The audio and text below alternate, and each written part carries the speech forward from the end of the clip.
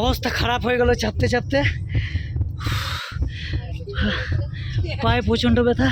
Base camp মাঝ পথেই টোটোর টায়ার পাংচার হয়ে গেল।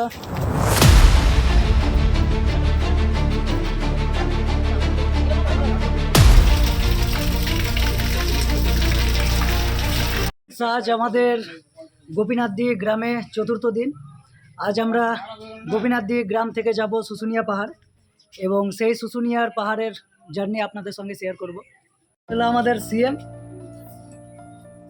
রুম্পা দিদি এবং জগৎ জায়ঙ্গু, আমার আমার বড় মামা,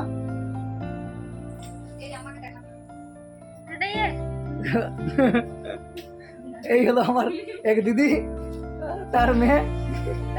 এবার আমরা বেরোবো এক এক করে। এই আমাদের বাড়ি, দিদি যাচ্ছে, রুম্পা দিদিদের গাড়ি যাচ্ছে, বড় মামি, আমার ছোট মামি, আমার মামিরা এগিয়ে এগিয়ে যাচ্ছে। আমরা পেছনে আরো একটা টোটো আসছে, সরি এখন টোটো আসেনি, সাইকেল আসছে। তো চলে এসছে, এবার টোটোতে করে আমরা চেপে পড়ে যাব। এই আমরা এবারে টোটোতে যাচ্ছি আর আমরা বেরোবো। যাওয়া হলো না, মাঝ পথেই টোটোর টায়ার পাংচার হয়ে গেল। টায়ারের হাওয়া বেরোচ্ছে টায়ার থেকে, পিন ঢুকে গেছে। এবার আমাদের টোটোর টায়ার চেঞ্জ হবে। এইটা হইল রূপা দিতে হয়।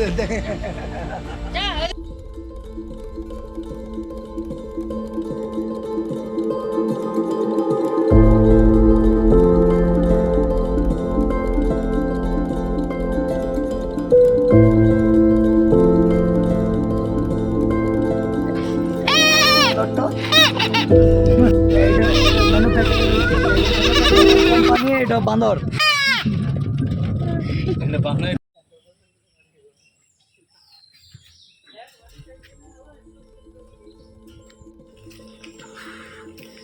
ফাইনালি পৌঁছলাম শুশুনিয়া পাহাড়।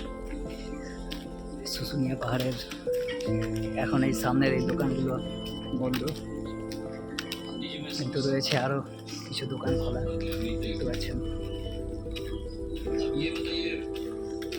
ফাইনালি অনেক কষ্টের পর পৌঁছলাম আমরা শুশুনিয়া পাহাড়ে।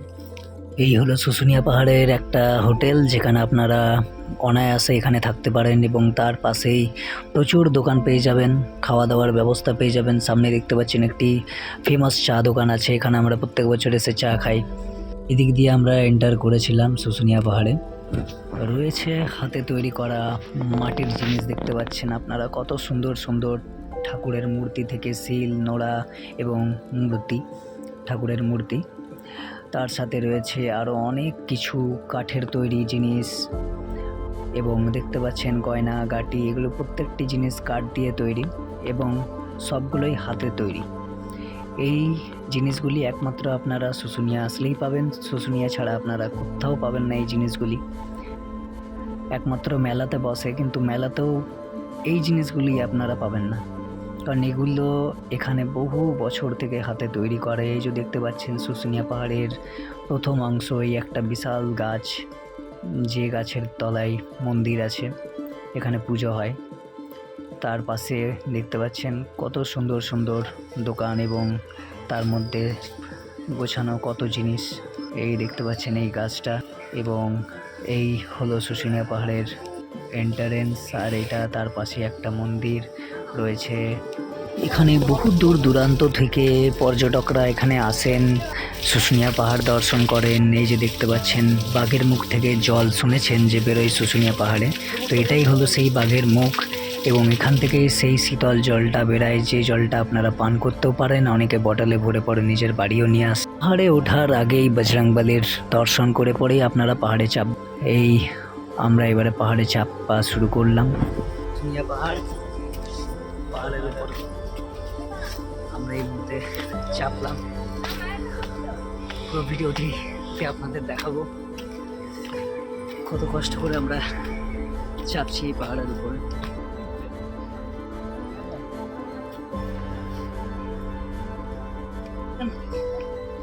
পাহাড়ের যত উপরে উঠবেন এরকম ছোট ছোট মূর্তি চারিদিকে দেখতে পাবেন এই শুশুনিয়া পাহাড়ে।